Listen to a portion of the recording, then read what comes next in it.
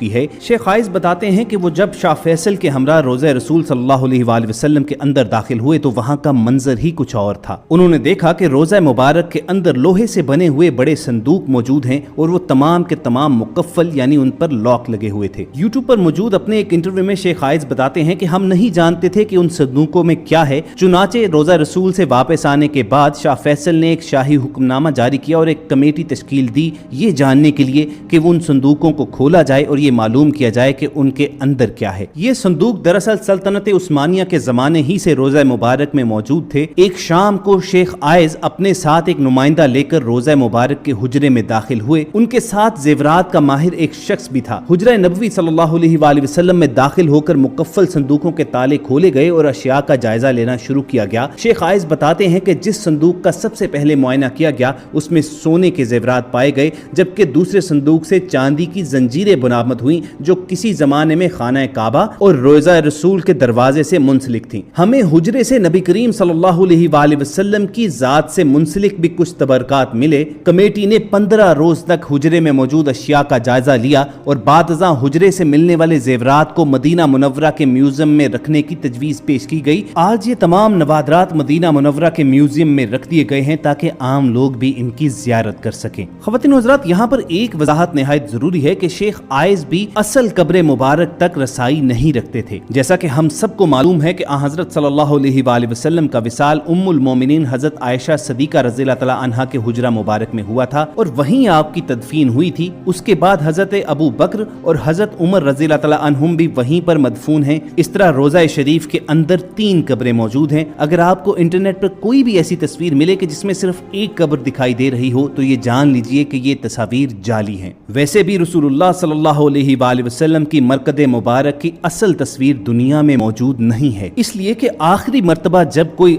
رسول اللہ صلی اللہ علیہ وآلہ وسلم کی اصل قبر مبارک تک گیا تھا تو یہ 550 سال پہلے کا واقعہ ہے۔ وہ حجرہ شریف جس میں آپ اور آپ صلی اللہ علیہ وآلہ وسلم کے اصحاب کی قبریں ہیں، اس کے گرد ایک 4 دیواری ہے۔ اس 4 دیواری کے بعد اس کے ارد گرد ایک اور دیوار کھینچی گئی جو 5 کونوں پر مشتمل ہے۔ یہ خصوصی دیوار حضرت عمر بن عبدالعزیز نے اپنے دور خلافت میں بنوائی تھی اور اس 5 کونی دیوار کا مقصد اسے خانہ کعبہ کی مشابہت سے بچانا تھا۔ اسی 5 کونے والی دیوار پر ایک بڑا سا سبز رنگ کا غلاف یا پردہ ڈالا جاتا ہے۔ یہ دیواریں بغیر دروازوں کے ہیں، چنانچہ کسی کے بھی ان دیواروں کے اصل قبر مبارک تک پہنچنے کا سوال ہی پیدا نہیں ہوتا۔ جو بھی سربراہان مملکت کو آج تک روضہ شریف کے اندر داخل ہونے کا شرف حاصل ہوا ہے وہ اس 5 کونی دیوار پر پڑے سبز پردے تک ہی جا پاتے ہیں۔ روضہ رسول صلی اللہ علیہ وآلہ وسلم پر سلام عرض کرنے کی غرض سے جب زائرین سنہری جالیوں کے پاس کھڑے ہوتے ہیں تو سنہری جالیوں کے پار انہیں بس یہی 5 کونی دیوار پر پڑا ہوا سبز پردہ نظر آتا ہے۔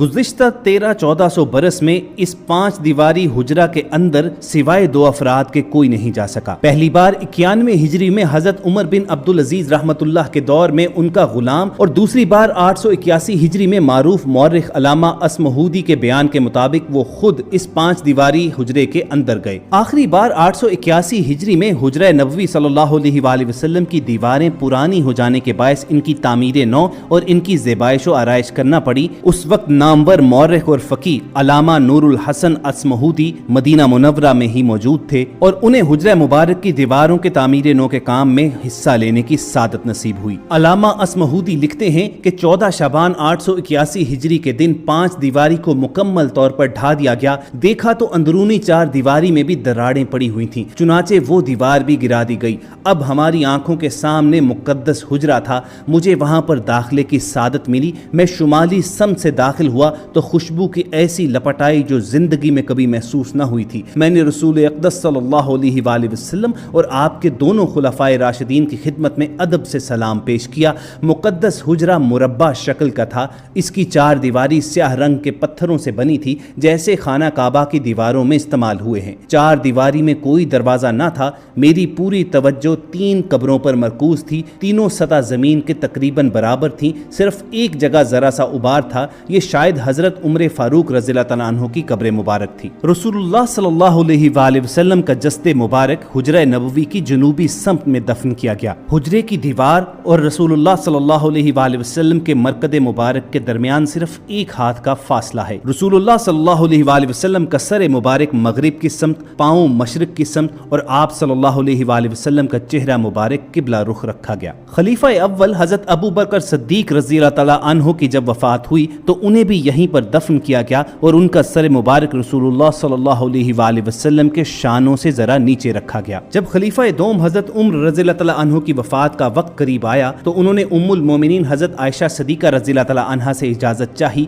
कि वो इसी हुजरे में दफन होना चाहते हैं। उम्मुल मोमिनीन ने एसार करते हुए ये इजाजत दे दी, अगरचे इससे कबल वो खुद वहां पर दफन होने का इरादा रखती थी। हजरत उम्र रज़ी अल्लाह तआला अन्हु की तदफीन के बाद उम्मुल मोमिनीन हजरत आयशा सिद्दीका ने हुजरा में एक दीवार खींच दी और यूं ये हुजरा दो हिस्सों में तकसीम हो गया। खलीफा वलीद बिन अब्दुल मुल्क के दौर में ये दीवार गिर गई। हजरत उमर बिन अब्दुल अजीज रहमतुल्लाह अलैह ने अंदर जाकर इसका मुआयना किया तो देखा कि ये दीवारों का गिरना कब्र मुबारक पर हुआ है और इससे हजरत उम्र रज़ी अल्लाह तआला अन्हु के पांव मुबारक जाहिर हो गए थे। उमर बिन अब्दुल अजीज ने इस हुजरे के इर्द गिर्द काले पत्थरों से एक मुरब्बा शक्ल दीवार तामीर करवा दी और इस मुरब्बा शक्ल दीवार के बाहर एक 5 कोनों वाली दीवार भी बनाई गई। हरमैन शरीफैन के अमूर के मुहक्किक मुहय्यिद्दीन अल हाशमी लिखते हैं कि हुजरे में दाखिल होने का वाहिद रास्ता सब्ज रंग का मशरकी दरवाजा है जो 600 बरस से ज्यादा पुराना है। दाखिल होने के बाद ही सामने सफेद रंग का संगे मरमर है जिसको शाह फैसल शहीद के दौर में बनाया गया। उसके बाद सैयदा फातिमा रज़ी अल्लाह तआला अन्हा का तख्त है